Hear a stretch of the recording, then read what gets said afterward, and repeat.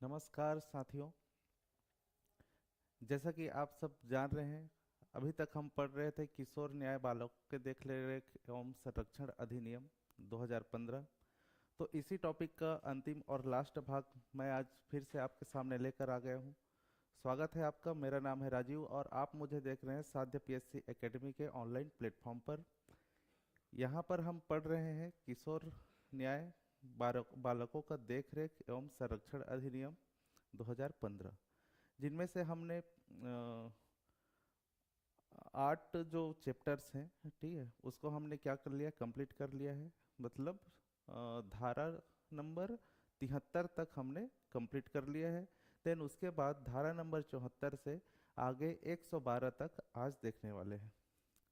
एक असुविधा है दोस्तों, इसके लिए क्षमा प्रार्थी हैं। एक्चुअली टेक्निकल प्रॉब्लम थोड़ा सा हो गया, जिसके चक्कर में मेरा लैपटॉप में जो भी मैंने कंटेंट बनाया हुआ था, पीपीटी पीडीएफ बनाया हुआ था, वो डिलीट हो गया है। तो आज हम एक्ट को डायरेक्ट, इसका जो एक्ट है गवर्नमेंट के साइड से मैंने डाउनलोड किया, फिर उसके बाद में आप लोग भी कर सकते हैं डाउनलोड।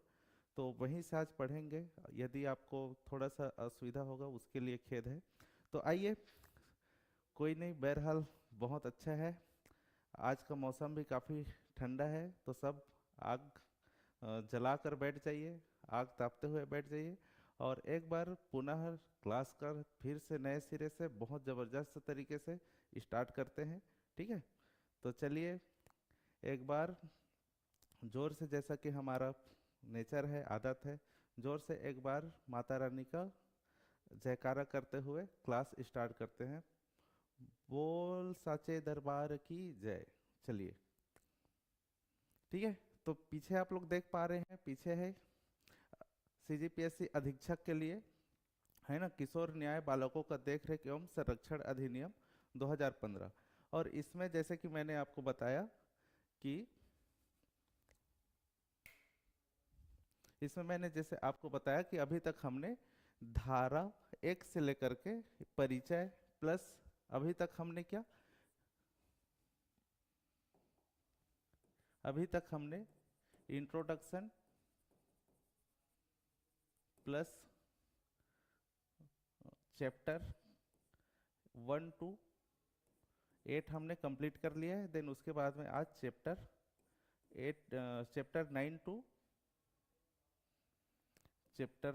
to 10 आज कंप्लीट करेंगे। ठीक है, तो एक बार बहुत अच्छे से, बहुत शानदार तरीके से, एकदम अपने आप को चुस्त दुरुस्त करते हुए आज की क्लास में उपस्थित हो जाइए और स्टार्ट करते हैं आज का क्लास। ठीक है, इसमें हम लोग देखने वाले हैं आज के क्लास में बालकों के विरुद्ध अन्य अपराध। अभी तक हमने बात कर लिया था दत्तक ग्रहण प्रक्रिया, दत्तक ग्रहण की जो प्रक्रिया होती है ना, उसके बारे में बात कर लिया है। और उससे पहले हमने बात कर लिया है सीडब्ल्यूसी, उससे पहले हमने बात कर लिया है जेजेबी के गठन के बारे में। आज का हमारा ये लास्ट क्लास होने वाला है। ठीक है, थोड़ा फास्ट वे में क्लास को कंप्लीट करेंगे। ठीक है, क्योंकि इधर का अगर बात करें धारा के बारे में, तो इधर का धारा थोड़ा कम इम्पोर्टेंट है। ठीक है, चलिए ठीक, स्टार्ट करते हैं।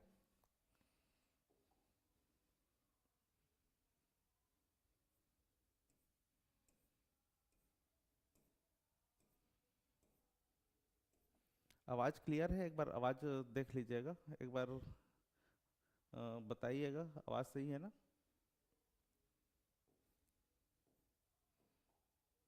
चलिए, जैसे कि मैंने आपको बताया था कि आज हमारा थोड़ा सा टेक्निकल प्रॉब्लम के कारण पीडीएफ नहीं बन पाया, तो थोड़ा आपको हो सके तो आंख में थोड़ा सा नहीं दिख रहा होगा, एडजस्ट करना पड़ेगा। मैं इसको बड़ा कर देता हूँ।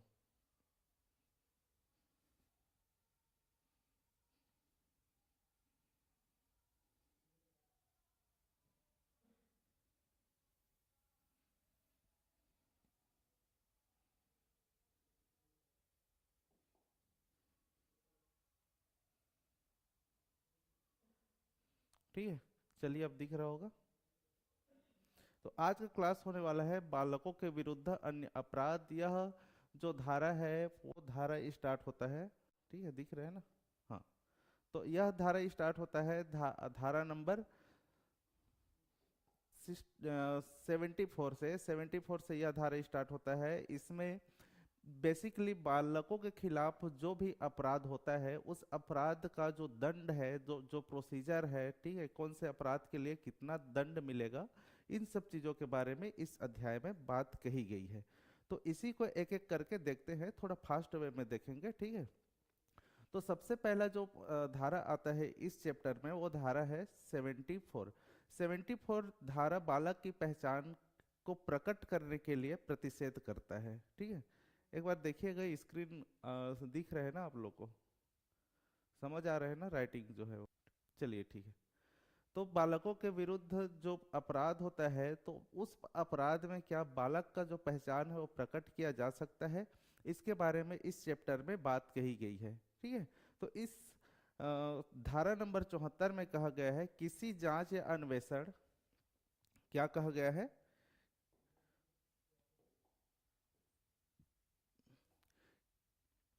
किसी जांच या अन्वेषण या न्यायिक प्रक्रिया के बारे में किसी समाचार पत्र, पत्रिका, है ना, या दृश्य श्रव्य माध्यम में संचार के किसी रूप, ठीक है, में यदि किसी रिपोर्ट में ऐसे नाम, ठीक है, पते या विद्यालय या किसी अन्य विशिष्ट को प्रकट नहीं किया जाएगा, मतलब किसी भी स्थिति में बालक के नाम, विद्यालय या उसका जो लोकेशन है, उसका एड्रेस है, उसे प्रकट नहीं किया जाएगा, ठीक है, जिससे विधि का उल्लंघन करने वाले बालक या देख रेख संरक्षण की आवश्यकता वाले बालक या किसी पीड़ित बालक या किसी अपराध के साक्षी, देखिए क्या क्या बातें कही गई है यहाँ पर, विधि के उल्लंघन करने वाले बालक या देख रेख और संरक्षण की आवश्यकता वाले बालक या किसी पीड़ित बालक, किसी अपराध के साक्षी, मतलब कोई बालक अपराध होता हुआ अगर देखा है तो उस समय तत्समय का मतलब होता है उस समय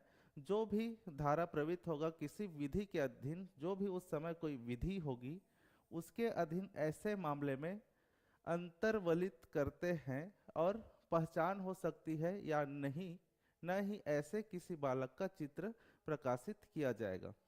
तो इसमें बेसिकली अगर देखिए धारा का जो लैंग्वेज होता है थोड़ा सा टफ होता है, ठीक है, तो हम इसे इजी वे में लेकर चल रहे हैं।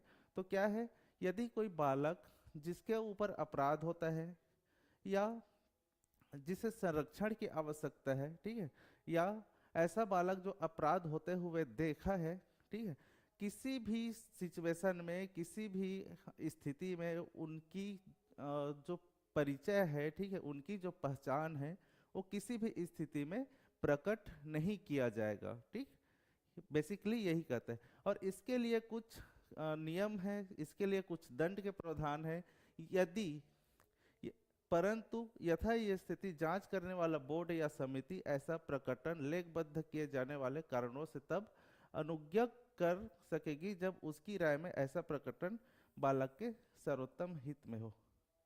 इसका मतलब क्या है, यदि समिति CWC एंड JJB को लगता है कि बालक का जो पहचान है वो सार्वजनिक करना बालक के हित में है, तब ऐसी स्थिति में उनका जो पहचान है, बालक का जो पहचान है, किशोर का जो पहचान है, वो क्या कर सकते हैं, उसे प्रकट किया जा सकता है, उसे प्रकट करने की इजाजत JJB और CWC दे सकती है। बस इतना ही कहा गया है, ठीक है। आगे देखें,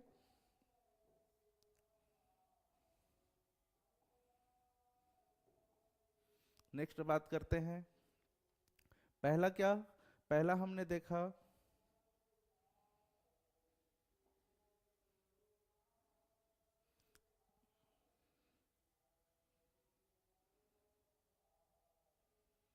पहला हमने क्या देखा, पहला हमने देखा कि बालक की पहचान किसी भी स्थिति में प्रकट नहीं की जा सकती, लेकिन यदि सर्वोत्तम हित में है, बालक के हित में है, तो प्रकट किया जा सकता है। दूसरा उसका पॉइंट है, पुलिस चरित्र प्रमाण पत्र के प्रयोजन के लिए या अन्य बालक के किसी अभिलेख लंबित मामलों में ऐसे मामले में प्रकटन नहीं कर सकेगी, ठीक है, ऐसे मामले में प्रकटन नहीं कर सकेगी जिस मामलों को बंद किया जा सका है या उसका निपटारा किया जा चुका है।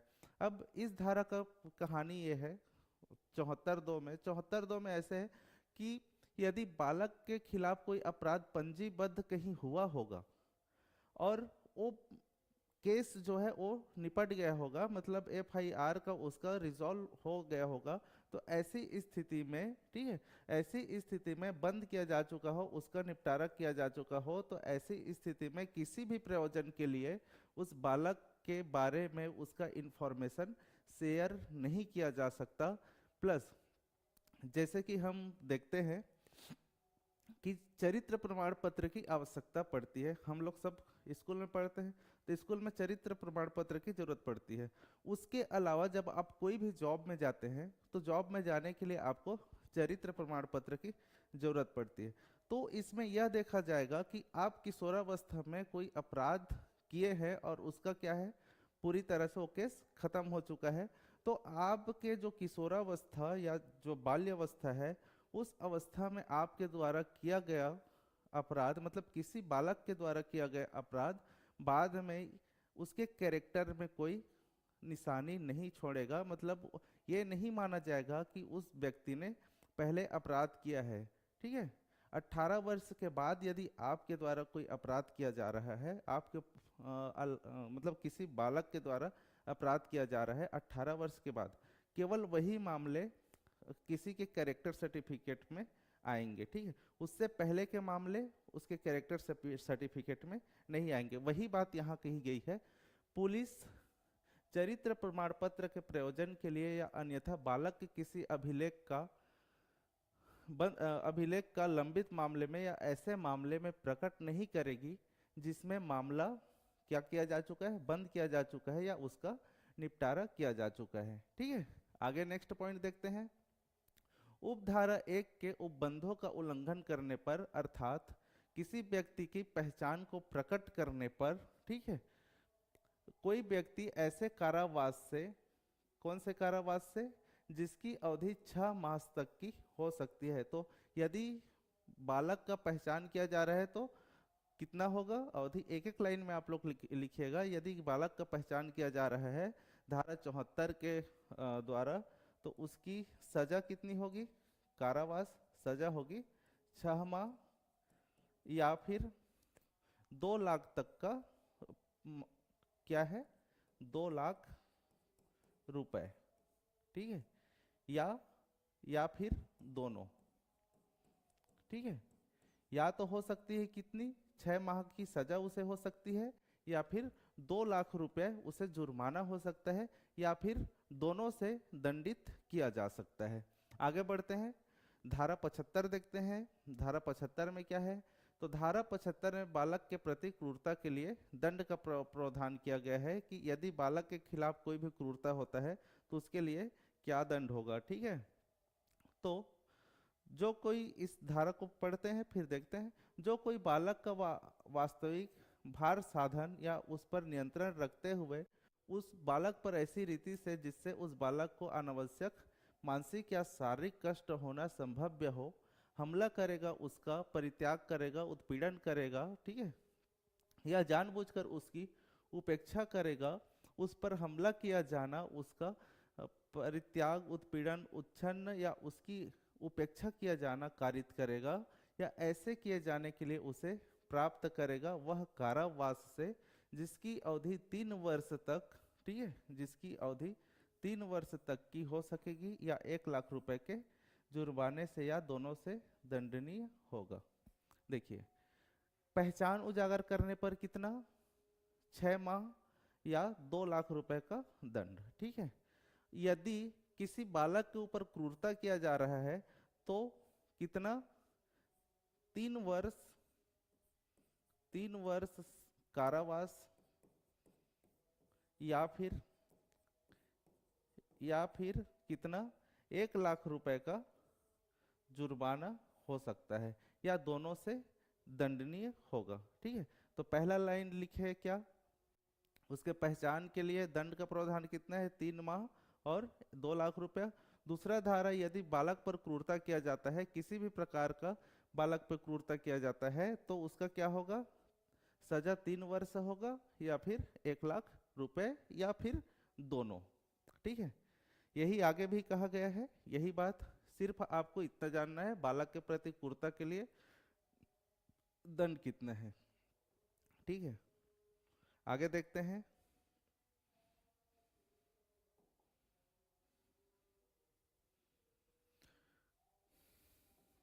परंतु यह और कि यदि ऐसा अपराध किसी ऐसे व्यक्ति द्वारा किया जाता है जो किसी संगठन द्वारा नियोजित है, उसका प्रबंधन कर रहे हैं, जिसे बालक की देखरेख और संरक्षण सौंपा गया है, वह कठिन कारावास। ठीक है, यदि कोई दूसरा आदमी करता है किसी भी बालक के खिलाफ क्रूरता करता है तो उसे कितना 3 वर्ष या 1 लाख या दोनों से सजा होगी। लेकिन जो व्यक्ति उसके संरक्षक है उसके द्वारा यदि यह कृत्य किया जा रहा है, उसके संरक्षक द्वारा ही यह कृत्य किया जा रहा है, तो वह कठिन कारावास से, ठीक है, जिसकी अवधि 5 वर्ष तक की हो सकेगी और जुर्माने से जो 5 लाख रुपए तक का हो सकेगा दंडनीय होगा।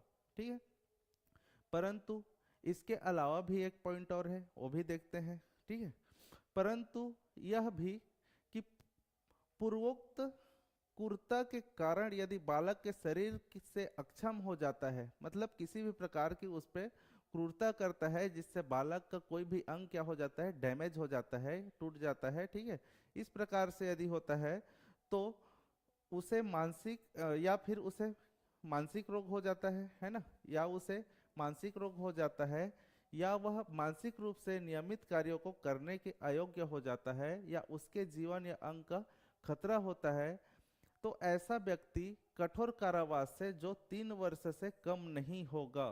देखिए, पहला क्या है, उसमें 3 वर्ष तक का दंड है, और दूसरा क्या है, 3 वर्ष से कम नहीं होगा। ठीक है, ठीक, 3 वर्ष से कम नहीं होगा, किंतु जो 10 वर्ष तक का हो सकेगा और 5 लाख रुपए जुर्माने से भी दंडनीय होगा। पहला स्थिति देखते हैं। ठीक है, पहला स्थिति क्या बोला है, ठीक है, पहला स्थिति क्या बोला है, यदि कोई क्रूरता करता है तो उसे क्या होगा, 3 वर्ष कारावास या फिर 1 लाख जुर्माना। ठीक है, 1 लाख या फिर दोनों, या दोनों। दूसरी स्थिति क्या है, यदि कोई संरक्षक ही उस पर क्या कर रहा है, अपराध कर रहा है, तो संरक्षक द्वारा अपराध किए जाने पर क्या होगा, वह कठिन कारावास होगा, जिसकी अवधि कितनी होगी, 5 वर्ष, जिसकी अवधि कठिन कारावास होगी, जिसकी अवधि होगी 5 वर्ष, या क्या होगा,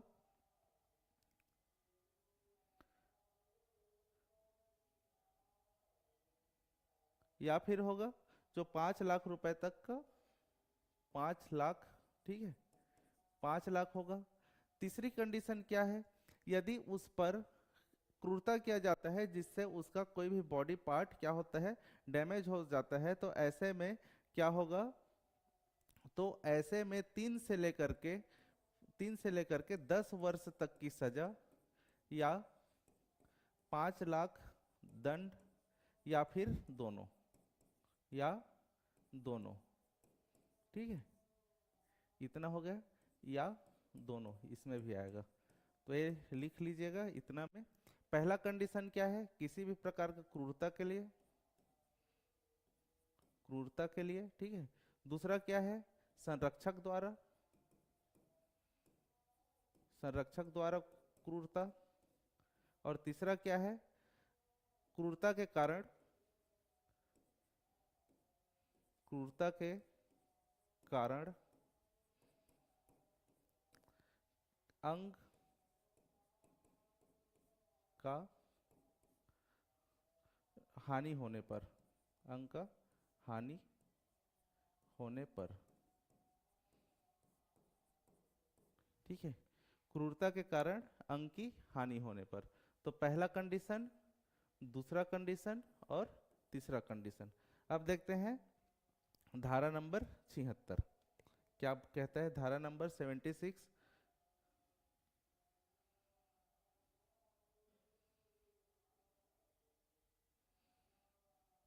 सर लिख रहे हैं तो वाइट कलर में लिखें जी, बिल्कुल ठीक है, वाइट कलर में लिखेंगे। ये दिख रहा है जो PDF है वो।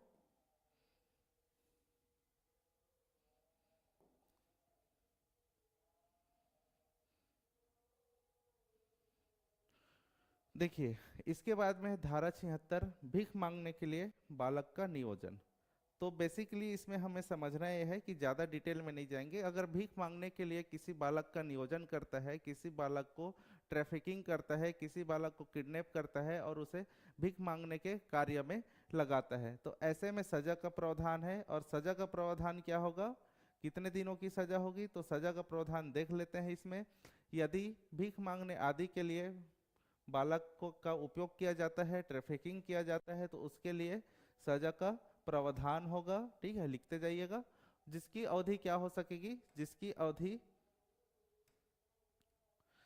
अवधि 5 वर्ष की हो सकेगी और 1 लाख रुपए के जुर्माना से भी दंड दिया जाएगा। 5 लाख या 5 वर्ष की सजा या फिर 1 लाख रुपए का जुर्माना।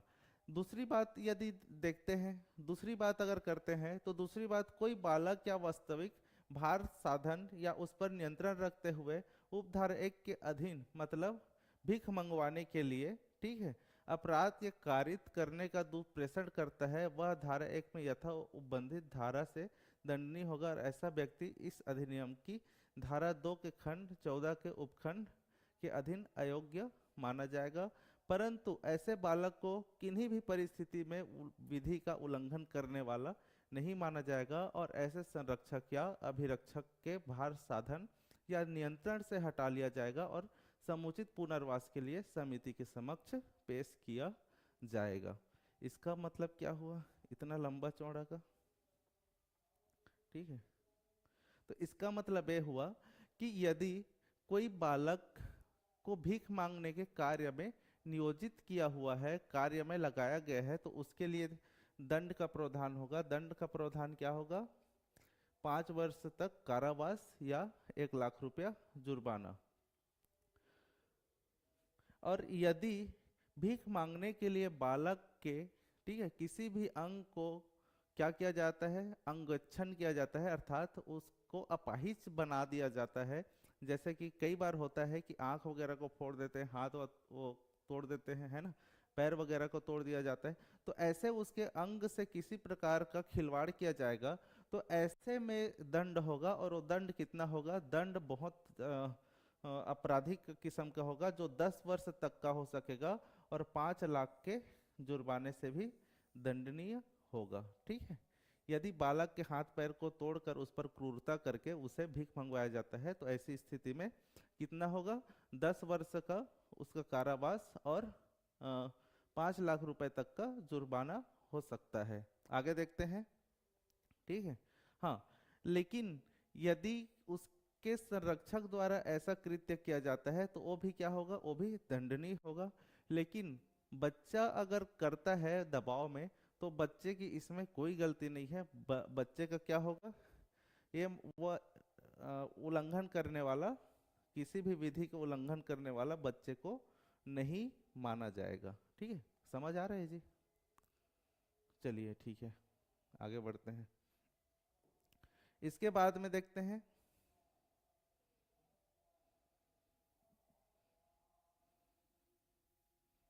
इसके बाद देखते हैं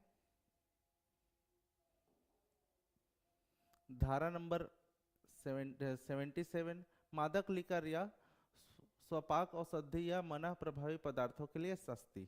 मतलब इसका मतलब क्या हुआ, कोई भी नशा पान के लिए, किसी भी नशे पान के लिए बालक का यदि कोई उपयोग करता है, ठीक है, किसी भी नशा पान के लिए बालक का उपयोग करता है, तो क्या होगा, तो उस व्यक्ति के खिलाफ अपराध पंजीबद्ध होगा और उसे कारावास की सजा दी जाएगी, जिसकी अवधि होगी 7 वर्ष तक की हो सकेगी और जुर्माना से भी जो 1 लाख रुपए तक का हो सकेगा, ठीक है, दंडनीय होगा। अर्थात किसी बालक को नशे के कारोबार में लगाने के खिलाफ यह धारा दिया गया है, जिसमें यदि बच्चे का नियोजन किसी भी प्रकार से, ठीक है, किसी भी प्रकार से नशा के लिए किया जाता है तो उसको दंड दिया जाएगा, जिसकी अवधि 7 वर्ष तक हो सकती है। ठीक है, अब आगे देखते हैं। सेम वही चीज है, 78। ठीक है, 79 की बात करें, किसी बालक कर्मचारी का शोषण।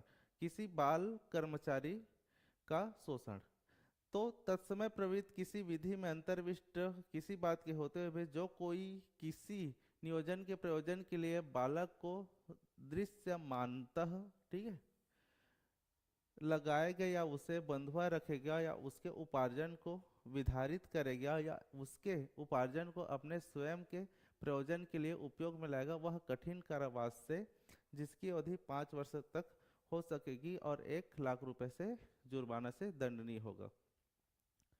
मतलब क्या हुआ, किसी बाल कर्मचारी का शोषण यदि किसी भी दृष्टमय कोई करता है, ठीक है, तो उसकी भी क्या है, यदि किसी कर्मचारी है जो क्या है बालक के संरक्षण के लिए कार्य कर रहे हैं, यदि उनका शोषण होता है तो ऐसी स्थिति में क्या है, यह कठिन कारावास से उसे जिसकी अवधि 5 वर्ष तक हो सकेगी और 1 लाख रुपया जुर्माना भी दिया जाएगा। ठीक है, आगे बढ़े।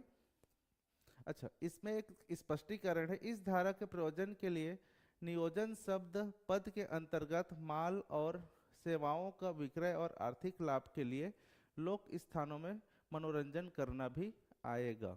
ठीक है, मतलब कहीं पर मनोरंजन के लिए किसी भी बालक या किसी भी उसके जो कर्मचारी हैं उसका क्या है, नियोजन करना इसमें शामिल है। ठीक, मतलब किसी भी बाल कलाकार के लिए भी यह लागू होता है, लेकिन कुछ मामलों में शासन द्वारा छूट दिया जाता है। ठीक है,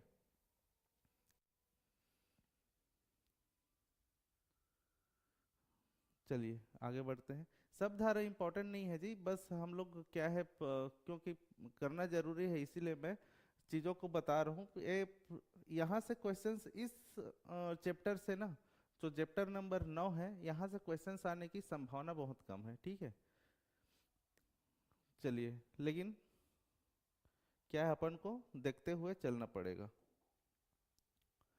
अब विधि प्रक्रियाओं का अनुसरण किए बिना दत्तक ग्रहण करने के लिए दंडनीय उपाय। यदि कोई भी विधि को पालन नहीं करता है और दत्तक ग्रहण करता है उसके लिए यह धारा दिया गया है। ठीक है, इसमें भी कारावास की सजा दी जा सकती है।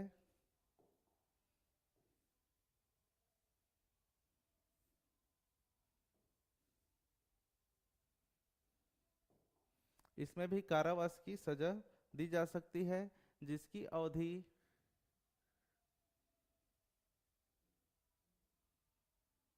जिसकी अवधि 3 वर्ष तक की हो सकेगी।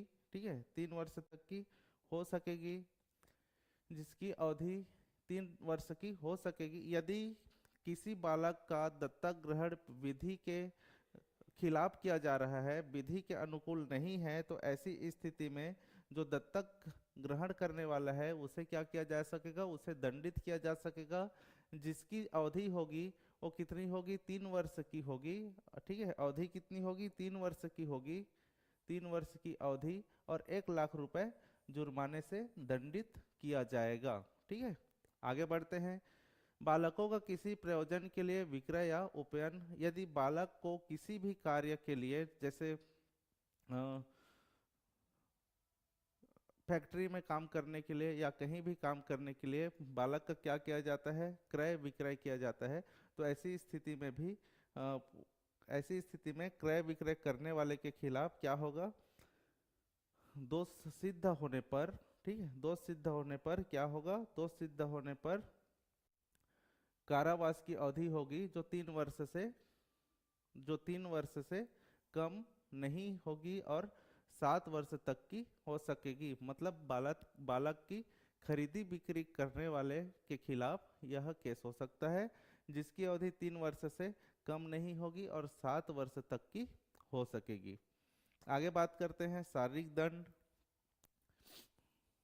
तो इसमें क्या है, शारीरिक दंड में किसी बालक के देखरेख संस्था का भार साधक या उसमें, मतलब उस संस्था का मालिक जहाँ बच्चा संरक्षण में है वहाँ का मालिक, ठीक है, भार साधक मतलब वहाँ का जो भी मालिक होगा, ठीक है, या उसमें नियोजित कोई व्यक्ति जो किसी बालक को अनुशासनबद्ध करने के उद्देश्य से किसी बालक को शारीरिक दंड देगा, वह प्रथम दोष सिद्ध पर 10,000 रुपये, मतलब किसी भी,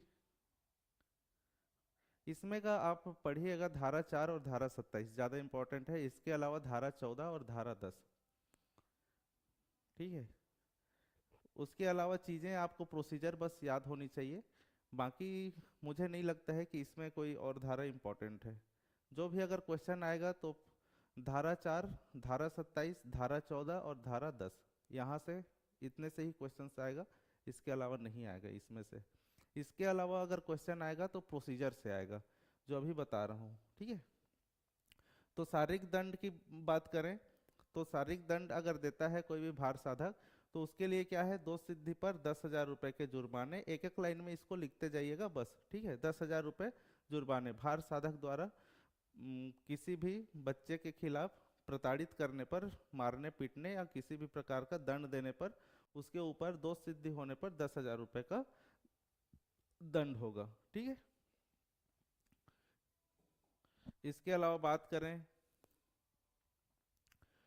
तो कई बार ये होता है कि बच्चों को कुछ उग्रवादी समूहों द्वारा क्या कर लिया जाता है, किडनैप कर लिया जाता है, और उस बच्चे का फिर क्या किया जाता है, उपयोग देश के खिलाफ उग्रवाद फैलाने के लिए किया जाता है। तो ऐसी स्थिति में, ठीक है, ऐसी स्थिति में उस बालक को यदि उग्रवादी द्वारा क्या किया जाता है, किडनैप किया जाता है, उसे किसी भी कार्य में लगाया जाता है, तो ऐसी अवधि में उन्हें कारावास होगा। जो भी बच्चे को किडनैप करेगा और उग्रवाद के कार्य में लगाएगा, ठीक है, जिसकी अवधि होगी 7 वर्ष और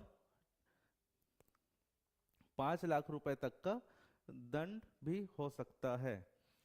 अब देखते हैं आगे, ठीक, अब देखते हैं आगे बालक का अपहरण और व्यपहरण और अपहरण। इस अधिनियम के प्रयोजन के लिए भारतीय दंड संहिता आईपीसी, ठीक है, आईपीसी 1860, ठीक है, की तहत धारा 359 से धारा 369 के उपबंध यथावश्यक परिवर्तनों सहित किसी ऐसे बालक या अवयस्क को लागू होंगे जो 18 वर्ष से कम का है, और सभी उपबंधों का अर्थन्वय तदनुसार किया जाएगा, ठीक है। मतलब यदि बालक का अपहरण या क्या होता है, व्यवहरण या अपहरण होता है, ठीक है, तो उस पर आईपीसी की धारा 369 से आईपीसी की धारा 369 तक के कानून के तहत उस पर कोई भी प्रावधान होगा और कोई भी दंड होगा, वो आईपीसी 1860 के तहत किया जाएगा, ठीक है, जो भी उसमें प्रावधान होगा। चूंकि आपके सिलेबस में आईपीसी नहीं है तो पढ़ना नहीं है उसको, ठीक है। अब देखिए निःशक्त बालक पर किया गया अपराध। निःशक्त बालक पर किए गए अपराध के लिए दंड का प्रावधान है, ठीक है। यदि कोई बालक निःशक्त है, मतलब शारीरिक रूप से अक्षम है, शारीरिक या मानसिक या किसी भी परिस्थिति में अक्षम है, और उसके ऊपर कोई अपराध कायित किया जाता है, मतलब उस बच्चे के ऊपर अपराध किया जाता है, तो ऐसी स्थिति में क्या होगा, दंड का प्रावधान होगा, ठीक है। ऐसी स्थिति में दंड का प्रावधान होगा, जो कि इस अधिनियम के प्रयोजनों के लिए निःशक्तता पद का वही अर्थ होगा जो निःशक्त व्यक्ति होता है, ठीक है, जिसके बारे में आगे हम लोग पढ़ेंगे। वहाँ ऐसे व्यक्ति अपराध के लिए उपबंधित दुगुनी शास्ति दायी होगी। और जो मतलब निःशक्त जन अधिनियम है, ठीक है, निःशक्त जन अधिनियम में जो भी दंड होगा वो दंड इस पे कायित होगा, ठीक है, जिसके बारे में भी हम पढ़ेंगे। निःशक्त जन अधिनियम आपके सिलेबस में है, उसके तहत इन पर मामला चलेगा, ठीक है। पढ़ लेते हैं। जो कोई इस अध्याय में निर्दिष्ट अपराधों में से किसी अपराध को किसी बालक पर जिसे चिकित्सीय व्यवसायी द्वारा इस प्रकार निःशक्त रूप में प्रमाणित किया गया है करता है, वहाँ ऐसे व्यक्ति से अपराध के लिए उपबंधित दुगुनी शास्ति का दायी होगा। ठीक है, मतलब किसी व्यक्ति पर अपराध किया जाता है तो जो भी अपराध अभी तक लिखा हुआ है, ठीक है, अभी तक दिया हुआ है, हालांकि इसके बारे में प्रोसीजर है निःशक्त जन अधिनियम जो आपके सिलेबस में है उसमें, ठीक है। इसके अलावा यदि किया जाता है, किसी व्यक्ति पर अपराध किया जाता है तो उसका दंड क्या होगा, 2 गुना होगा। जैसे अगर नॉर्मली व्यक्ति पर दंड किया जाता है तो मान लो 3 वर्ष का है, ठीक है, 3 वर्ष का दंड है, तो ऐसे मामले में निःशक्त के खिलाफ अगर कोई भी ऐसी घृणाकृत कार्य किया जाता है, ठीक है, क्रूरता किया जाता है, तो उसे 3 वर्ष के स्थान पर 6 वर्ष की सजा होगी, मतलब जस्ट डबल हो जाएगा। अब अपराधों का वर्गीकरण, अभिहित न्यायालय अपराध का वर्गीकरण मतलब कौन सा अपराध कितना खतरनाक है, इसके लिए न्यायालय उसे क्या कर सकती है, अपराध का वर्गीकरण कर सकती है। ठीक है, जैसे कि इसमें दिया है, जहां इस अधिनियम के अधीन कोई अपराध 7 वर्ष से अधिक के कारावास से दंडनीय है, ऐसा अपराध संज्ञेय और अजमानती माना जाएगा। ये इम्पोर्टेंट है, धारा नंबर 86 इम्पोर्टेंट है। ठीक है, इसमें क्या है, अपराध की श्रेणी की दी गई है। प्रथम श्रेणी में दिया गया है ऐसा अपराध जिसमें सजा का प्रावधान 7 वर्ष है। ठीक है, ऐसे अपराध को क्या कहा जाता है, ऐसे अपराध को संज्ञेय और अजमानती कहा जाता है, संज्ञेय और अजमानती कहा जाता है। ठीक है, कैसे अपराध को, जिसमें सजा का प्रावधान 7 वर्ष से अधिक हो। और दूसरा बात करते हैं तो दूसरा, ऐसे अपराध जिसकी अवधि 3 वर्ष या उससे अधिक हो, ऐसे अपराध जिसकी अवधि 3 वर्ष या उससे अधिक हो किंतु 7 वर्ष से कम हो। 3 से 7 के बीच में यदि कोई अपराध है तो ऐसे को असंज्ञेय, ठीक है, पहला को क्या बोला, संज्ञेय, मतलब जिसके बारे में बात की जा सकती है। ठीक है, और दूसरा क्या होगा, असंज्ञेय और अजमानती होगा। मतलब इस तरह से अगर है जिसकी अवधि 3 वर्ष या उससे अधिक की सजा देती है तो वो जमानत योग्य नहीं होगा। ठीक है, इसके अलावा तीसरी बात करें तो तीसरे में ऐसे छोटे प्रकार के कारावास जिसकी अवधि, ठीक है, जिसकी अवधि 3 वर्ष से कम हो, ऐसे अपराध जिनकी अवधि 3 वर्ष से कम हो, ठीक है, के कारावास से कम होने पर इसे क्या कहा जाएगा, इसे असंज्ञेय और जमानती कहा जाएगा। ऐसे अपराध अर्थात जिसकी अवधि 3 वर्ष से कम होगी, इसे क्या कहा जाएगा, इसे असंज्ञेय अपराध कहा जाएगा। ठीक है, और इसकी जो यह जो प्रकृति का होगा, ये जमानती प्रकृति का होगा, अर्थात 3 वर्ष से कम यदि किसी को सजा मिलता है तो उसे जमानत दिया जा सकता है। आगे की बात करें, ठीक है, तो आगे की बात करें तो आगे स्पष्ट किया गया है इस बात को कि वैकल्पिक, इसके अलावा देखो इस अधिनियम में जो दंड का प्रावधान है, इसके अलावा भी वैकल्पिक दंड दिया जा सकता है। ठीक है, इसके अलावा भी वैकल्पिक दंड दिया जा सकता है, जिसके बारे में धारा 88 में दिया गया है कि वैकल्पिक दंड का भी प्रावधान होगा। ठीक है, तो क्या कहता है यह धारा, यहाँ कोई कार्य या आलोप कोई ऐसा अपराध गठित करता है जो इस अधिनियम और तत्समय प्रवृत्त किसी अन्य विधि के अधीन भी दंडनीय है, वहाँ ऐसी किसी विधि में अंतर्विष्ट किसी बात के होते हुए भी ऐसे अपराध दोषी पाया गया अपराधी ऐसी विधि के अधीन या उससे दंडनीय होगा जिसकी अवधि सबसे ज्यादा होगी। समझ रहे हैं, मतलब यदि लगता है कोर्ट को कि कोई अपराधी है और उसने अपराध किया है, तो और सेम अपराध किया है और इसके बारे में किसी दूसरे जो धारा है, ठीक है, दूसरे अधिनियम में भी इसकी जानकारी है इस प्रकार की अपराध की, तो उनमें से जो सबसे ज्यादा होगा, सबसे ज्यादा जिसमें भी दंड का प्रावधान होगा जिस अधिनियम में, वो वाला दंड उसे दिया जाएगा। ठीक है, इतना ही है, सिंपल है, इंपॉर्टेंट नहीं है लेकिन जानना जरूरी है आपको। ठीक, इस अध्याय के अधीन बालक द्वारा किया गया अपराध। यदि इस अध्याय में किसी बात के होते हुए कोई बालक अपराध करता है, ठीक है, तो इस अधिनियम के अधीन विधि का उल्लंघन करने वाला बालक उसे माना जाएगा। कोई भी अपराध करता है, ठीक है, किशोर है या बालक है, 18 वर्ष की आयु से कम है, आयु से कम, ठीक है, और कोई भी अपराध करता है तो उसे क्या माना जाएगा, उसे विधि का उल्लंघन करने वाला बालक माना जाएगा, ठीक है। और इसकी सुनवाई कौन करेगी, इसकी सुनवाई करेगी जेजेबी या फिर CWC, ठीक है जी। आगे बढ़ते हैं। बहुत इजी है, कोई टफ वाली बात नहीं है, इजी लैंग्वेज है, ठीक है। और कुछ भी नहीं समझ आ रहा होगा, और कुछ भी नहीं समझ आ रहा होगा तो पूछ लीजिएगा, ठीक है। आगे बात करते हैं। धारा नंबर 90, बालक के माता पिता या संरक्षक की हाजिरी, ठीक है। यदि कोर्ट को लगता है कि माता पिता या संरक्षक की हाजिरी जरूरी है तो प्रथम गिरफ्तारी पर ही बालक के माता पिता को सूचित किया जाना आवश्यक है, ठीक है।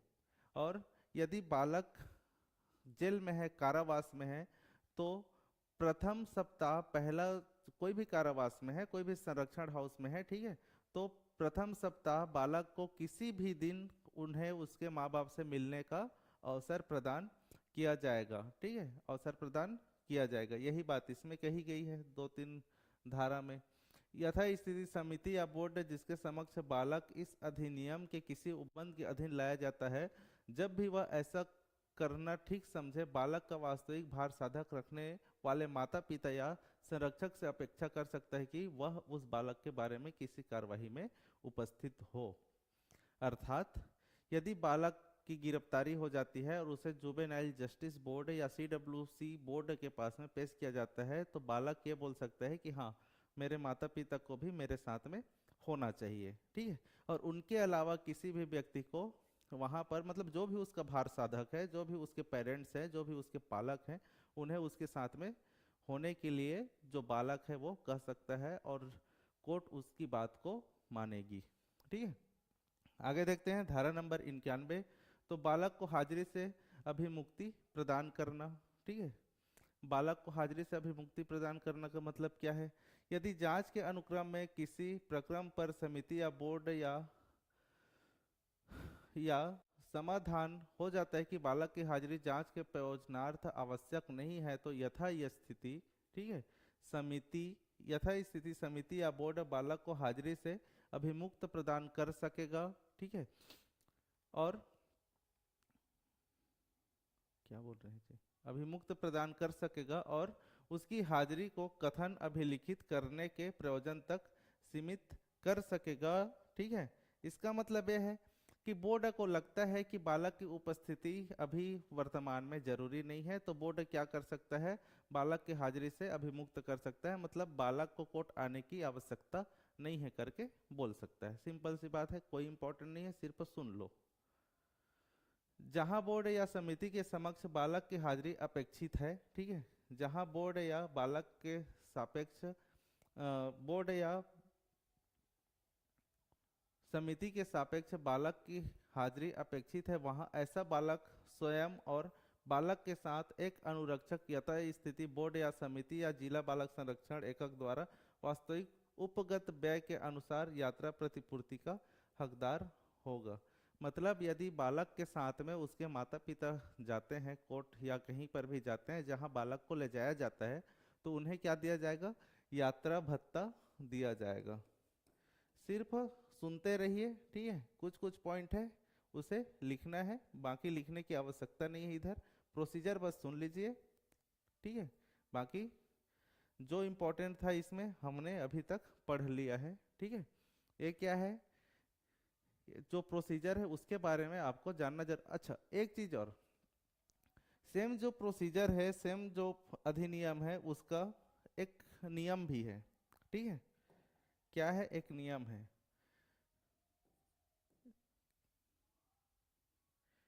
क्या है? किशोर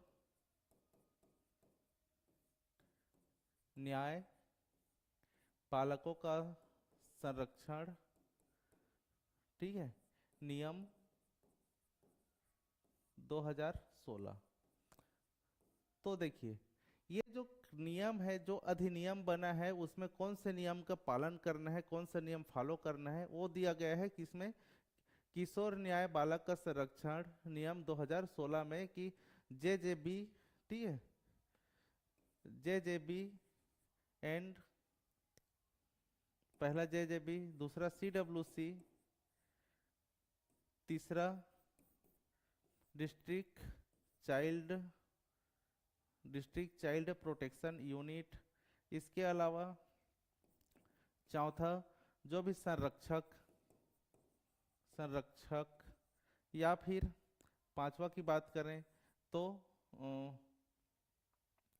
संरक्षण गृह, सातवां बात करें तो पुलिस फोर्स, ठीक है, पुलिस दल।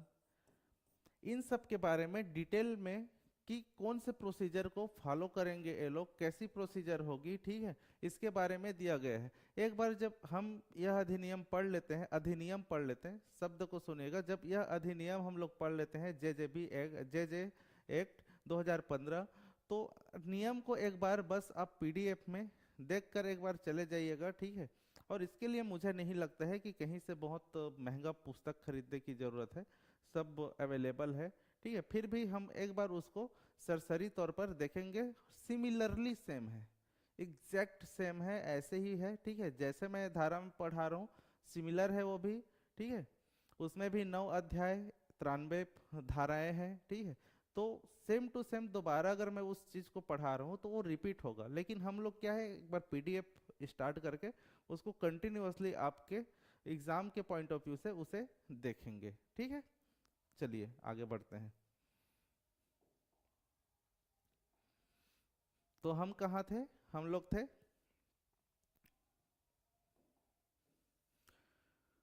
धारा 91 हो गया था, किसी अनुमोदित स्थान पर दीर्घकालिक चिकित्सा उपचार के अपेक्षा वाले रोग से पीड़ित बालक का स्थानांतरण। मतलब किसी बालक को अगर लगता है कि मानसिक या किसी भी प्रकार के उसे चिकित्सकीय उपचार की जरूरत है, तो ऐसे बालक को जेजेबी और सीडब्ल्यूसी के आदेश के तहत उसे चिकित्सकीय उपचार के लिए उसे अलग जगह भेजने का क्या किया जाएगा? प्रावधान किया जा सकता है, ठीक है। और उपचार ठीक होने के बाद में उसे पुनः संरक्षण गृह में लाया जा सकता है। बस इतना ही है इसमें, और कुछ नहीं है। इसके अलावा 93 ऐसे बालक का स्थानांतरण जो मानसिक रूप से बीमार है या अल्कोहल या अन्य मादक पदार्थ का आदी है। तो ऐसे व्यक्ति, जैसे क्या होता है कई बार जो एल्कोहलिक रहते हैं वो बहुत वाइल्ड हो जाते हैं, तो ऐसे बालक को किस प्रकार से केयर करना है, किस प्रकार से टैकिंग करना है, उसको देखते हैं।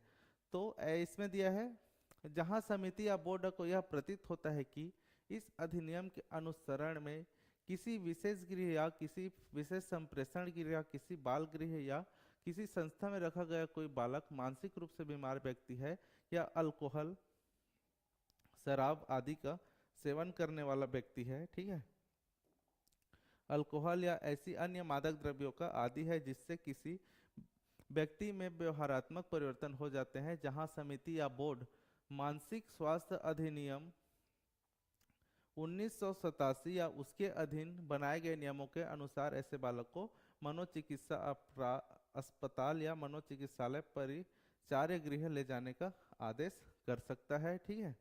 और ऐसे में क्या होगा, यदि बालक को एक के अधीन मनोचिकित्सा अस्पताल या मनोचिकित्सालय परिचार्य गृह में ले जाया जाता है, तो समिति या बोर्ड मनोचिकित्सक अस्पताल या परिचार्य गृह के छुट्टी दिए जाने के प्रमाण पत्र में दिए गए परामर्श के आधार पर ऐसे बालक को आदि व्यक्ति के लिए एकीकृत पुनर्वास केंद्र राज्य सरकार द्वारा मानसिक रूप से बीमार व्यक्तियों, ठीक है, बीमार व्यक्तियों जिसके अंतर्गत किसी स्वापरक औषधि या मना प्रभावी पदार्थ भी आते हैं के लिए चलाए जा रहे वैसे ही केंद्रों में से किसी में भेज सकेगा। ऐसा भेजा जाना केवल बालक के अंतः रोगी उपचार के लिए अपेक्षित अवधि के लिए होगा। इसका मतलब इतना लंबा चौड़ा लिखाने का मतलब क्या है? कुछ नहीं है। इतना लंबा चौड़ा लिखाने का मतलब केवल इतना है कि यदि व्यक्ति शराब या अल्कोहलिक है जिससे उसका मानसिक संतुलन क्या बिगड़ गया है, तो उसे हर जिले में, ठीक है, हर जिले में नशा मुक्ति केंद्र खोला गया है, ठीक है।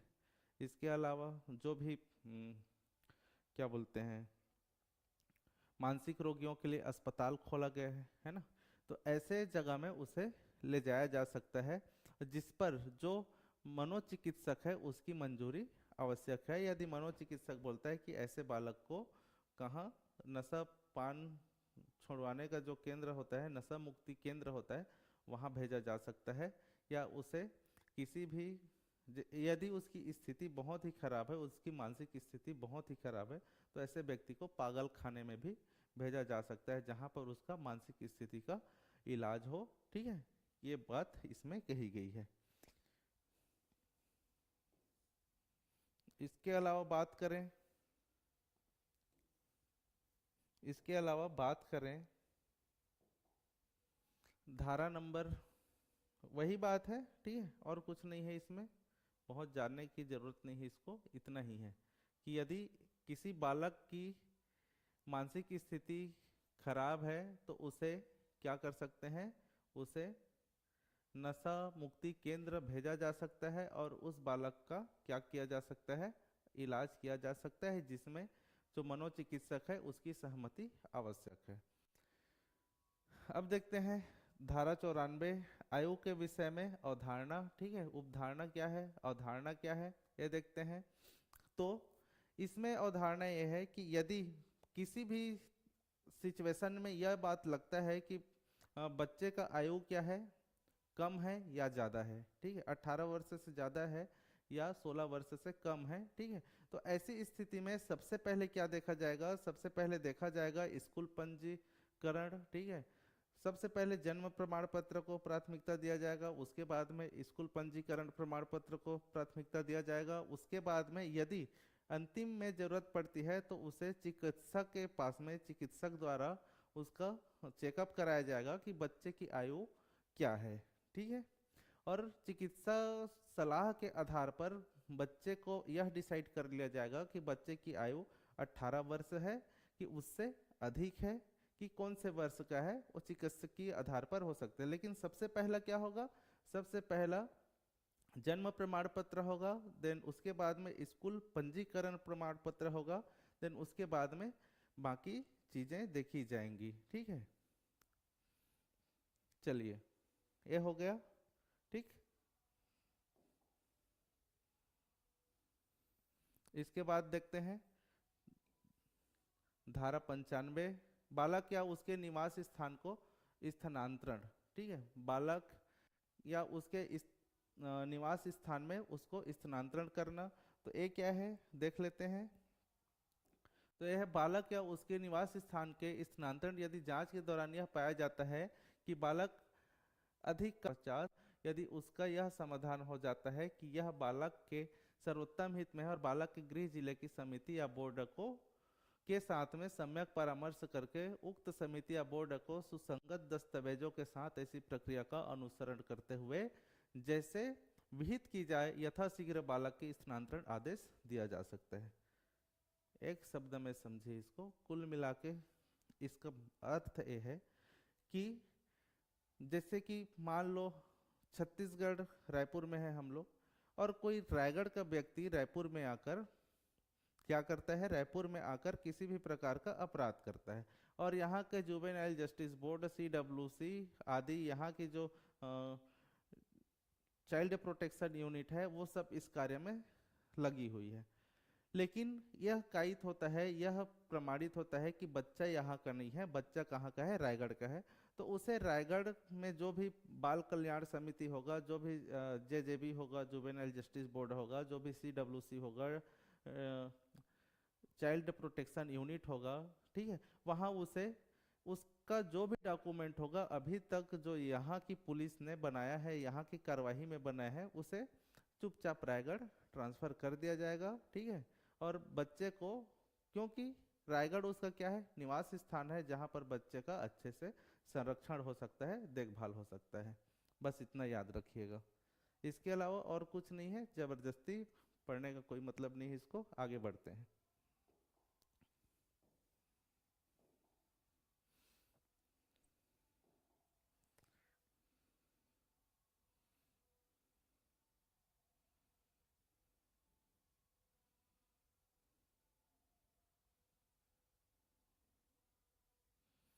अब देखते हैं किसी संस्था से बालक को निर्मुक्त करना।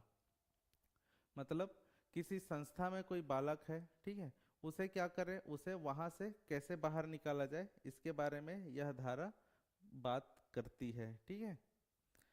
कि कोई बालक 18 वर्ष का था, उसे किसी संरक्षण गृह में भेजा जा चुका है, और अब बालक सुधर भी गया है, तो उसे किस प्रकार से वहां से निकाला जाएगा, इसका प्रोसीजर इसमें दिया गया है, ठीक है।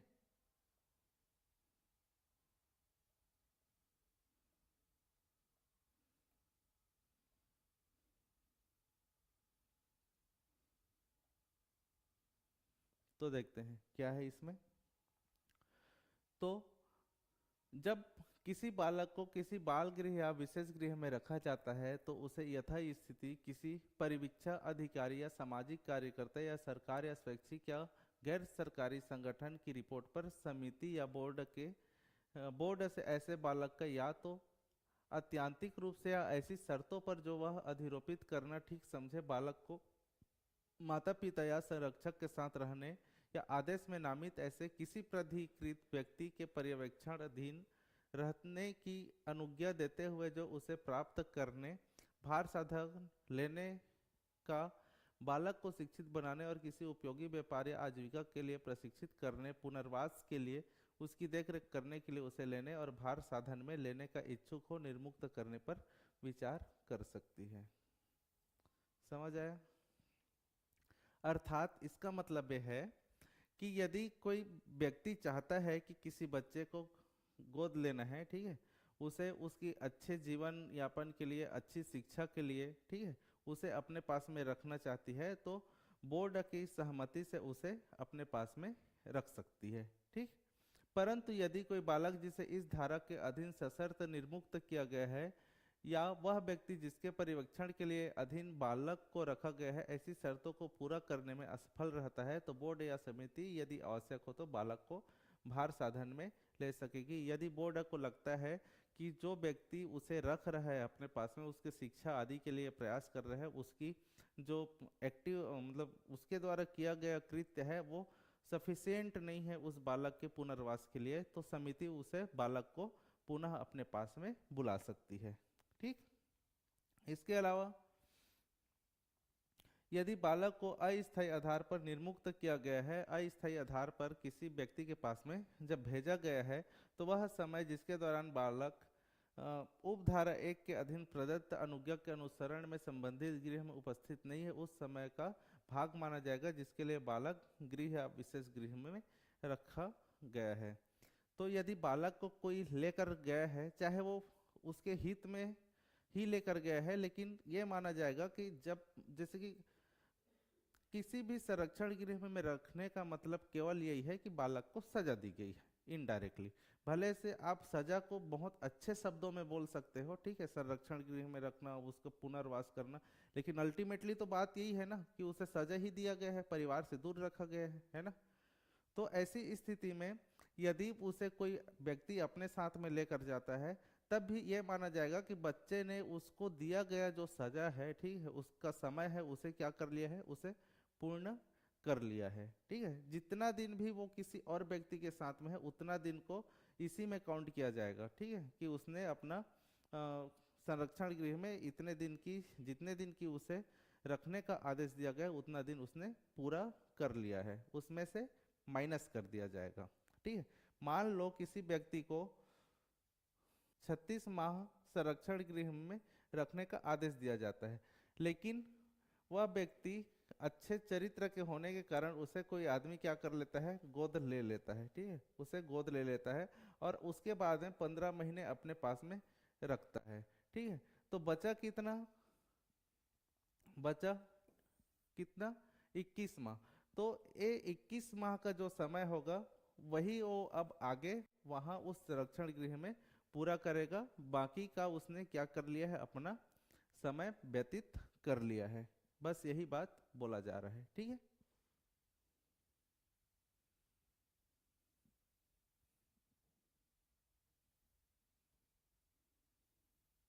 चलो आगे बढ़ते हैं। धारा 98, क्या है धारा 98, देखते हैं। तो किसी संस्था में रखे गए बालक को अनुपस्थिति की इजाजत। ठीक है, अनुपस्थिति की इजाजत इसमें क्या है, इसके बारे में देख लेते हैं। यथा स्थिति बोर्ड या समिति किसी बालक को विशेष अवसरों जैसे परीक्षण, नातेदार या विवाह, मित्र या परिजन की मृत्यु, दुर्घटना या माता पिता के गंभीर रोग या ऐसे ही प्रकृति आकस्मिकता या पर्यवेक्षण अधीन साधारणतः या एक बार में 7 दिन से अनाधिक की अवधि के लिए, जिसके अंतर्गत यात्रा में लगने वाला समय नहीं है, अनुज्ञात करने के लिए अनुपस्थिति की इजाजत दे सकता है। मतलब बच्चे को छुट्टी देना। कितने दिन की छुट्टी दे दी जा सकती है, 7 दिन की छुट्टी दी जा सकती है। ठीक है, 7 दिन की छुट्टी दी जा सकती है, जिसमें बच्चे का आने जाने का समय इंक्लूड नहीं है। अब चूंकि आप लोगों को पता है कि बच्चे को कौन से गृह में रखना है, उसके जिले के ही गृह में रखना है, तो जिले में मैक्सिमम समय कितना लग सकता है, गांव का सबसे दूरस्थ गांव होगा, वहां भी जाने के लिए 1 दिन से अधिक नहीं लगेगा, है ना। तो इसीलिए इसमें उस समय को इंक्लूड नहीं किया गया है, जाने आने के समय को छोड़कर उसे 7 दिन का क्या दिया जाएगा, 7 दिन का छुट्टी प्रदान किया जा सकता है। अब देखते हैं, जब जेजेबी या सीडब्ल्यूसी कोई भी रिपोर्ट बनाती है किसी भी बच्चे के लिए, ठीक है, या कोई भी न्यायालय कोई रिपोर्ट बनाती है किसी बच्चे के लिए, या जो संरक्षण गृह का संरक्षण अधिकारी है वो किसी बच्चे का रिपोर्ट बनाता है, इसके अलावा किसी भी प्रकार उससे जुड़े हुए जो संगठन है वो उस बच्चे के बारे में, उस किशोर के बारे में जो वहाँ रह रहा है रिपोर्ट बनाता है, तो ऐसे रिपोर्ट को गोपनीय रखा जाएगा, उसे कभी भी प्रदर्शित नहीं किया जाएगा जब तक कि न्यायालय उसे प्रदर्शित करने के लिए ना बोले। ठीक है, ये क्या है, धारा नंबर 99। धारा नंबर 100 देख लेते हैं क्या है। तो सद्भावना की गई कार्रवाई के लिए संरक्षण।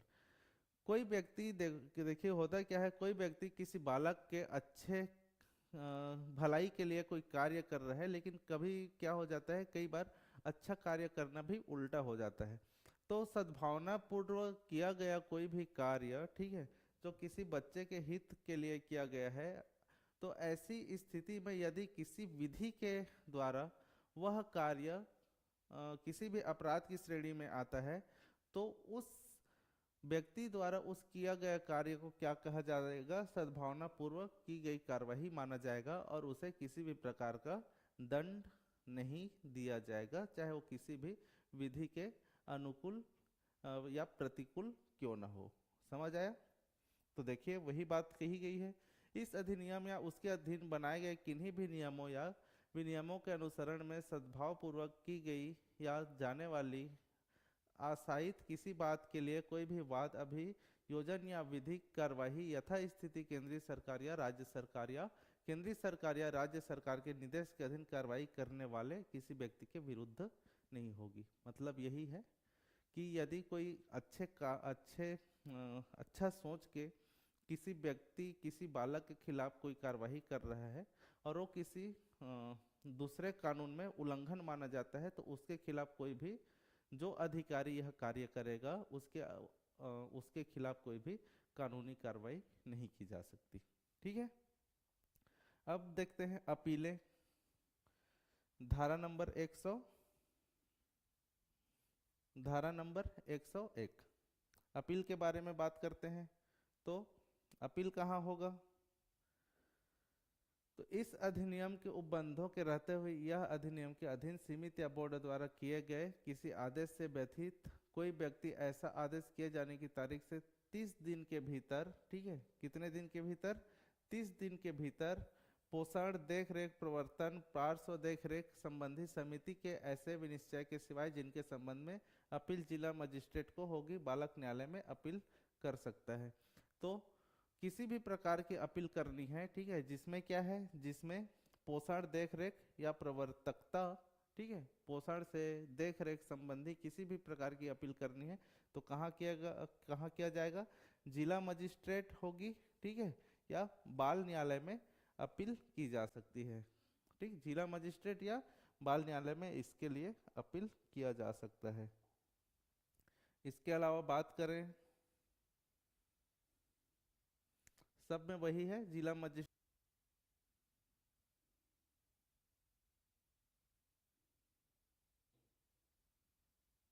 आगे देखते हैं धारा 103। तो धारा 103 में जांच अपील और पुनरीक्षण कार्यवाहियों में प्रक्रिया।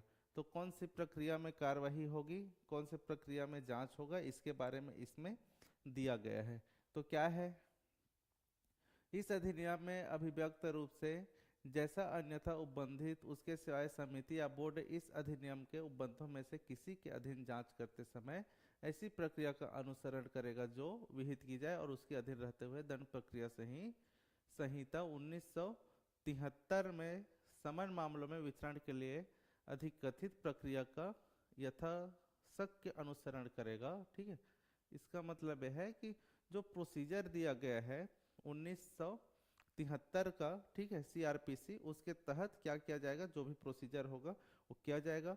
उसके अलावा इस अधिनियम का जो नियम है, ठीक है, किशोर न्याय एवं बालकों के संरक्षण नियमन 2016, उसके तहत क्या किया जाएगा, इसकी कार्यवाही की जाएगी। इसके अलावा 104 की बात करते हैं तो 104 में दिया गया समिति या बोर्ड अपने आदेश को संशोधित करने की शक्ति।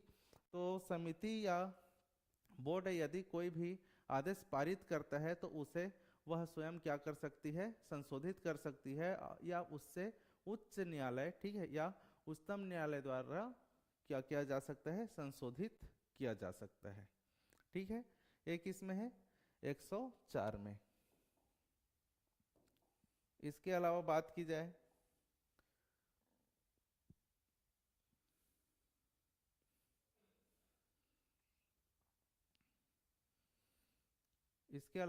की जाए किशोर न्याय विधि, ठीक है, तो राज्य सरकार ऐसे नाम में से जो उचित समझे बालकों के जिनके संबंध में इस अधिनियम के अधीन कार्रवाई की जाती है कल्याण और पुनर्वास के लिए एक निधि का सृजन करेगा, जिसे किशोर न्याय, एक विधि का सृजन करेगा।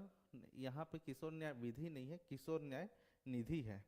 ठीक है, ये क्या होगा, निधि होगा, किशोर न्याय निधि, मतलब एक ऐसा निधि जहाँ पर किशोर न्याय से संबंधित मामलों में जो भी जुर्माना अर्थ दंड जो भी है उसे क्या किया जाएगा, वहाँ जमा किया जाएगा। निधि में ऐसे स्वैच्छिक संदानों अभिदय या अभिदानों का प्रत्यय किया जाएगा जो किसी व्यष्टि या संगठन द्वारा किया जाए। इसके अलावा उपधारा 1 के अधीन सृजित निधि का प्रशासन अधिनियम को कार्यान्वित करने वाली राज्य सरकार के विभाग द्वारा ऐसी रीति में ऐसे प्रयोजनों के लिए किया जाएगा जो विहित की जाए, और इस निधि का उपयोग जो राज्य सरकार जो भी नियम बना दे उसके तहत किया जाएगा। ठीक है, इसके अलावा देखते हैं बाल संरक्षण सोसाइटी और जिला बाल संरक्षण एकक, ये क्या होता है। तो बाल संरक्षण सोसाइटी, बाल संरक्षण एकक को हमने परिभाषा में देख लिया था, ठीक है, लेकिन यहाँ पर क्या बोल रहे हैं इसके बारे में देख लेते हैं। तो प्रत्येक राज्य सरकार राज्य के लिए बाल संरक्षण सोसाइटी और प्रत्येक जिले के लिए बाल संरक्षण एकक का गठन करेगी। बहुत इंपॉर्टेंट धारा है, तो धारा नंबर 106 भी याद रखिएगा, ये भी इंपॉर्टेंट है। क्या करेगी,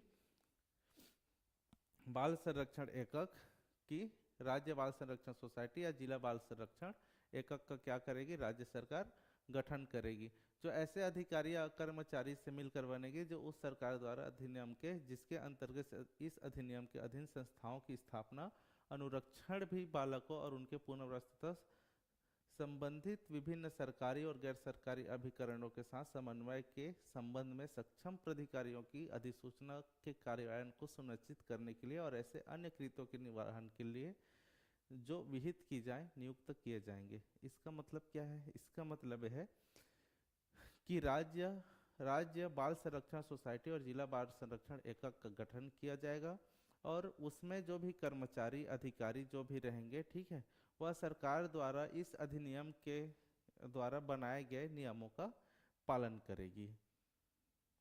ओके,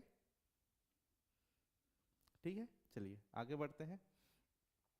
बाल कल्याण पुलिस अधिकारी और विशेष किशोर पुलिस एकक, तो यही बात है, प्रत्येक पुलिस स्टेशन में सहायक उप निरीक्षक से अन्यून पंक्ति के कम से कम एक अधिकारी को, मतलब एसआई से बड़े या एसआई से बड़े किसी भी अधिकारी को बाल कल्याण पुलिस अधिकारी या किशोर विशेष किशोर पुलिस एकक नियुक्त किया जा सकता है, ठीक है, जो कि जिसके पास योग्यता समुचित प्रशिक्षण और स्थिति ज्ञान हो, पुलिस स्वैच्छिक और गैर सरकारी संगठनों के समन्वय से अन्य रूप से बालकों पर या तो पीड़ित या अपराधियों के रूप में कार्रवाई करने के लिए कल्याण पुलिस अधिकारी के रूप में अभिहित किया जा सकेगा, जो कि होगा क्या, एसआई लेवल से ऊपर का अधिकारी होगा उसे बाल कल्याण पुलिस अधिकारी और विशेष किशोर पुलिस एकक के रूप में क्या किया जाएगा, राज्य सरकार द्वारा उसे बनाया जाएगा, ठीक है। इसके अलावा बालकों से संबंधित पुलिस के सभी कृत्यों का समन्वय करने के लिए राज्य सरकार प्रत्येक जिले और नगर में विशेष किशोर पुलिस एककों का गठन करेगी, जिसका प्रधान उप पुलिस अधीक्षक या ऊपर के रैंक का पुलिस अधिकारी होगा, ठीक है। अब ये क्या करेगा, एक बालकों से संबंधित पुलिस से सभी कृत्यों का समन्वय करने के लिए राज्य सरकार प्रत्येक जिले में विशेष किशोर पुलिस एककों का गठन करेगी, जिसका प्रधान उप पुलिस अधीक्षक या उससे ऊपर रैंक का पुलिस अधिकारी होगा, ठीक है। मतलब एसपी, डीएसपी, ठीक है, डीएसपी या एसपी के ऊपर का जो भी व्यक्ति होगा वो क्या होगा, डीएसपी या एसपी से ऊपर का व्यक्ति होगा वो क्या होगा, विशेष किशोर पुलिस एकक का क्या होगा, अधिकारी होगा, ठीक है। अधिनियम के बारे में लोक जागरूकता, तो सरकार प्रयास करेगी कि इस अधिनियम को जनता तक क्या करे, ज़्यादा से ज़्यादा बताएं, लोगों को जागरूक करे, जिसके लिए रेडियो, टेलीविज़न, समाचार पत्र आदि का राज्य सरकार प्रयोग कर सकती है, ठीक है।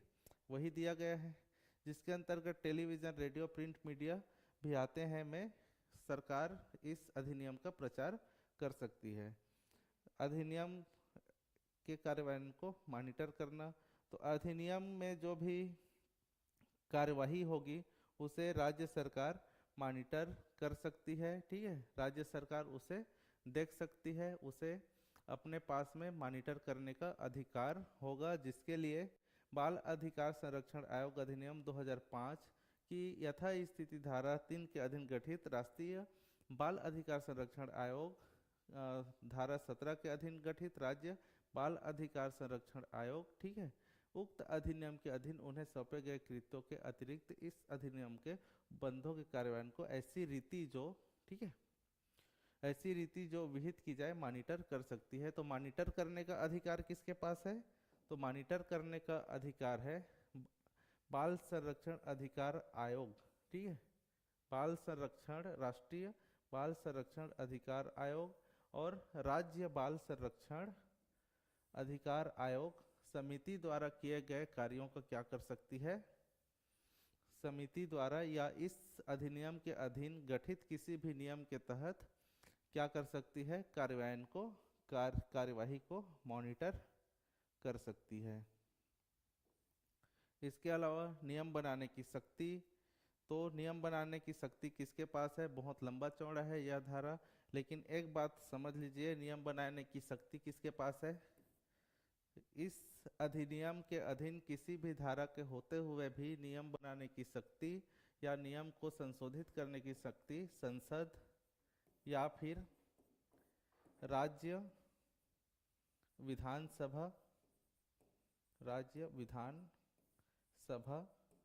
नियम और शक्ति बना सकती है, विधानसभा नियम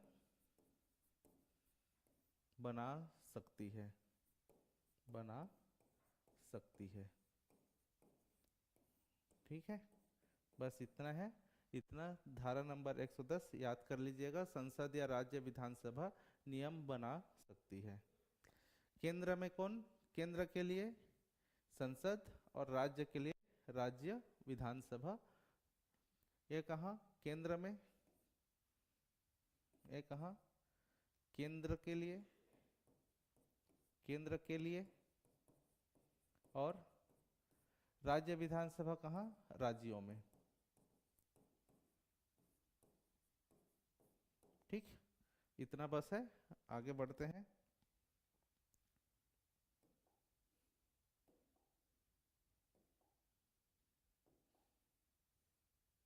आगे देखते हैं धारा नंबर 111। धारा नंबर 111 है निरसन। ठीक है, तो निरसन क्या बात कहता है ये देख लेते हैं। सब अधिनियम में ये वाला जो पार्ट रहता है ना, प्रकीर्ण वाला पार्ट, ठीक है, प्रकीर्ण वाला पार्ट ऐसे ही है, बस खत्म हो गया। ठीक है, तो किशोर न्याय अधिनियम 2000 इसके द्वारा निरसित किया जाता है। ऐसे निरसन के होते हुए भी उक्त अधिनियम के अधीन की गई कोई भी बात या की गई कोई कार्यवाही इस अधिनियम के तत्स्थानीय उपबंधों के अधीन की गई समझी जाएगी।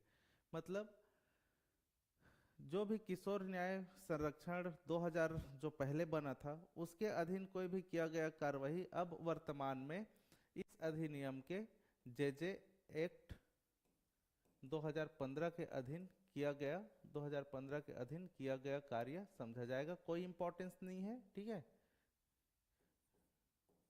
कोई इंपॉर्टेंस नहीं है इस धारा का।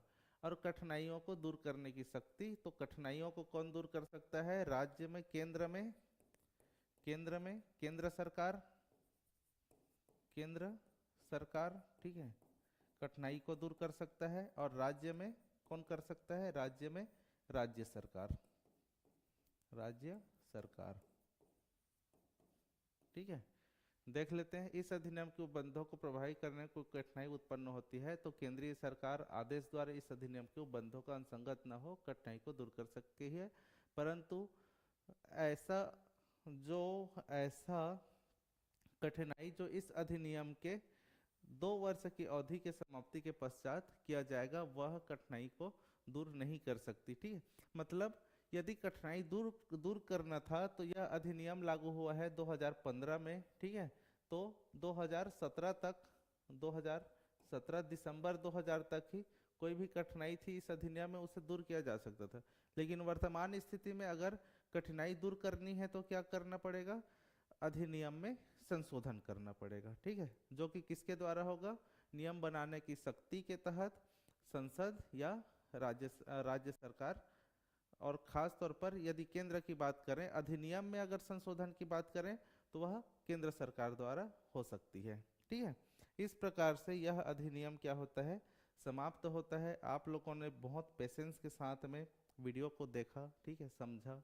और यदि किसी भी प्रकार का डाउट हो तो आप हमारे जो साध्य पीएससी एकेडमी का जो मोबाइल नंबर है उसमें कांटेक्ट कर सकते हैं और हमसे बात कर सकते हैं, हमसे जुड़ सकते हैं। ठीक है, किसी भी प्रकार से यदि आपको इस अधिनियम के तहत कोई भी क्वेरी होगी तो आप क्या कर सकते हैं? कोई भी क्वेरी होगी तो जो टेलीग्राम चैनल है साध्य पीएससी एकेडमी का, वहाँ पर आप मैसेज कर सकते हैं। उसके अलावा आप डायरेक्टली मोबाइल नंबर में कॉल करके पूछ सकते हैं। ठीक है, या आप एप्लीकेशन में देख रहे हैं तो एप्लीकेशन में क्या कर सकते हैं? एप्लीकेशन में जो भी कमेंट वाला सेक्शन है उस सेक्शन में जाकर अपना सवाल पूछ सकते हैं। ठीक है, चलिए, बहुत बहुत धन्यवाद। आशा है आप लोग को यह अधिनियम बहुत अच्छे से समझ में आया होगा। यदि किसी प्रकार का कोई भी समस्या हो, कोई भी डाउट हो, ठीक है, तो हमसे बात कर सकते हैं। और इसके अलावा आज के जो टेक्निकल फॉल्ट हुआ है उसके लिए तहे दिल से क्षमा प्रार्थी हैं। ठीक है, और आशा है आपको यह क्लास बहुत अच्छा लगा होगा। किसी भी प्रकार से किसी भी समर्थन की अगर आवश्यकता है तो साध्य पीएससी एकेडमी आपके लिए सदा खड़ी हुई है। आप पढ़िए और अपने साथियों को भी पढ़ने के लिए प्रेरित कीजिए। साध्य पीएससी एकेडमी के साथ में एक परिवार की तरह जुड़कर हम साथ में पढ़ाई करेंगे। आपका दिन शुभ हो। बहुत बहुत धन्यवाद। बहुत बहुत धन्यवाद। जय हिंद।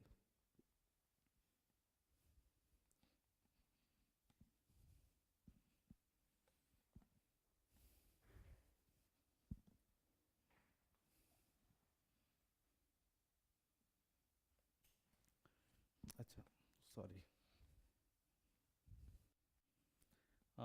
एक बात और था, एक बात और था। इसके लिए अगला टॉपिक हम एक क्लास इसका लेंगे जिसमें जेजेबी एक्ट, जे जे एक्ट का जो नियम है, ठीक है, नियम 2016 को भी सरसरी तौर पर 2016 को एक एक बार देखेंगे, ठीक है। 2016 को देखेंगे क्योंकि ये भी आपके सिलेबस में है, प्रोसीजर सेम है, लेकिन हम इस एक्ट को देखेंगे। इसके बाद में दत्तक ग्रहण अधिनियम जो है, ठीक है, उसके बारे में चर्चा करेंगे। देन उसके बाद में मानसिक स्वास्थ्य अधिनियम, इसके बारे में चर्चा करेंगे। तो इस प्रकार से आपकी मतलब मैं और दो एक्ट लेने वाला हूँ आपका।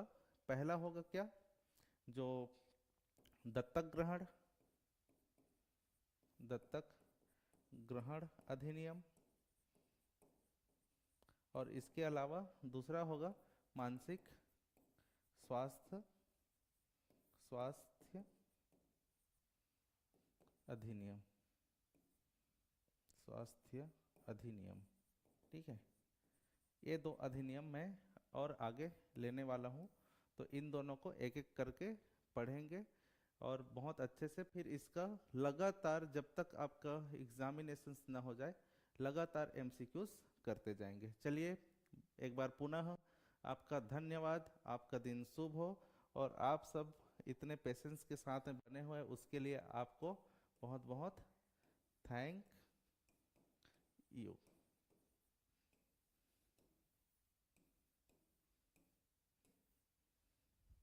चलिए, मिलते हैं फिर।